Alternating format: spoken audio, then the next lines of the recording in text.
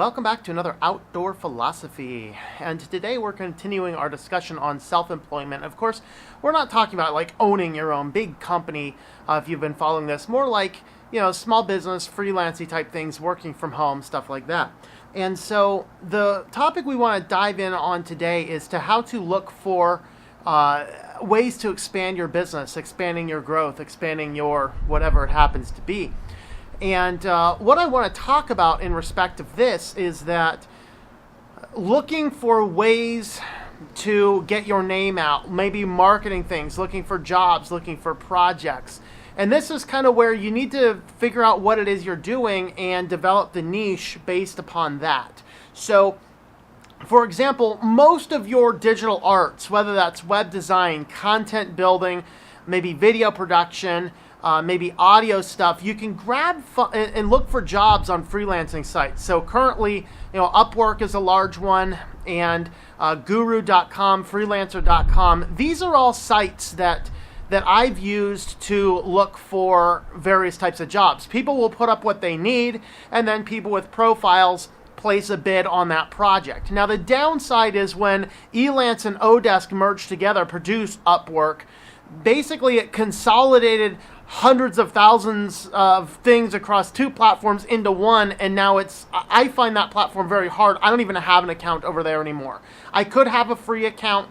I started out a lot on Elance, which was great, and then Odesk was kind of like junky third worldy type stuff. And the problem that we have now is that Upwork has merged all that in, enveloped Elance, and is still junky third world according to the experiments and looking at it that I have. So if I do any type of job bidding stuff, I do Guru.com, but you really want an account. If you're just starting, you want an account on all three, and you're getting out there and you're putting out job bids across the board just to see what's going to work out for you best. And then if you do anything in audio type production, another big area right now is audiobooks. Ebooks are, the print audiobooks, though, because all of the big brands, and ACX is the one that deals with Audible, Amazon, and iTunes. They actually hire in your sound engineers much the same way. You create a profile, and then people will hire you. In some instances, you get paid for the project. In other instances, you get paid a royalty of the product for up to 7 years. So you can decide what's better for you in terms of that.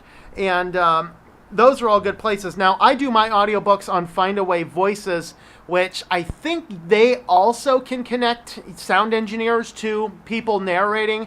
I don't think they have the royalty option, so everything's pay out the front. And then there's the third company. I forget the name of it, and I'll have it in the I'll go ahead and put it on the screen here so you can see that one. I forget that one, but that's one of the other huge distributors for your audiobooks. All of these guys do sound design things. Of course, the other things you want to look into, there's another application, I've never used it, called Flex Jobs. And I haven't used this one because you kind of pay out front. I think you might have a little bit better leads. I don't know for sure. I haven't used it. I do have a friend that uses that one almost exclusively with a lot of success. And then, of course, don't look down on things like Google ads or Facebook ads or Amazon ads, depending on which one of those services you use. Of course, I don't want anything to do with Facebook, so I wouldn't do that at all. Google, I'm not a fan of, but I would run Google ads. And so you develop a good business, you have a decent portfolio, you have your prices set, and then you launch an ad program targeting out to whatever market. Maybe it's a local market, maybe it's a national market. Of course, if you're just starting out, the other great thing to do is look for chambers of commerce, look for networking meetings. I would avoid what's called BNI, business, I forget, Business Networking International. There's this huge fee to be part of it, and then there's extra fines if you don't bring leads. It's not as much a digital arts as it is kind of the the local crony type view, which I'm not a huge fan of that. And just look into your chambers. Sometimes the chambers of commerce are good to join. If you're in a smaller town, a chamber of commerce is a fabulous thing to join. If you're in a bigger town, like I'm in State College, I don't bother with the chamber out here. All I see the chamber as being out here is a bunch of kissing people's butts and alcoholic parties, and I'm not really into either, and so I don't bother with any of that. Because frankly, all of my projects, I don't even actively seek new clients as much as I used to, because I have a few different big people I work with who are already filtering things in. And so find some people to do work with in that manner. Have accounts on these things, so because if you have an account on Guru, on Freelancer, and on Upwork, you can submit up to 30 different proposals every month without paying anything out front. Now, is it worth to pay the membership fees? Yes and no. I would never jump right out and pay the membership fees to buy into doing more bids. Usually what happens is paying the membership fees. In Guru, paying the membership fees will give you more project bids, but it also reduces the amount that they take out. So what I might do is if I get a big project on Guru and I know it's going to have a big payout, I'll throw the extra money into getting the extra bids so that the amount they take from the project drops. It sometimes is worth it. Now, what I do, like I said, is I'll start out with the free accounts and then get the projects in, and then I'll take a portion of the proceeds of that project and then buy into the service either for a month or for a year, depending on what I want to do.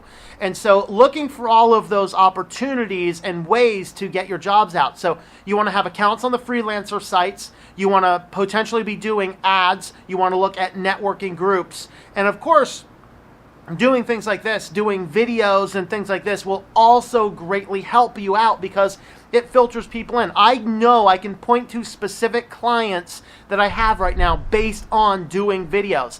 And by the way, tutorial videos. If you're doing something in digital arts, if you're doing graphic design, you're doing things like that, do video tutorials. It's not teaching your competition how to do the work as much as it is showing people you know how to do this, and then somebody will call you up like, hey, you did great work, I saw your tutorial, I got a project for you because I ain't spending the time to learn this program, but I see you already know how to use it, I'd like to hire you. You'll get a lot of that if you do tutorial videos. Not to mention doing videos will allow you to do advertising, affiliate deals, and things like that. But we'll talk about that, I think, in the next video, but down the road we'll be talking about that a little bit more.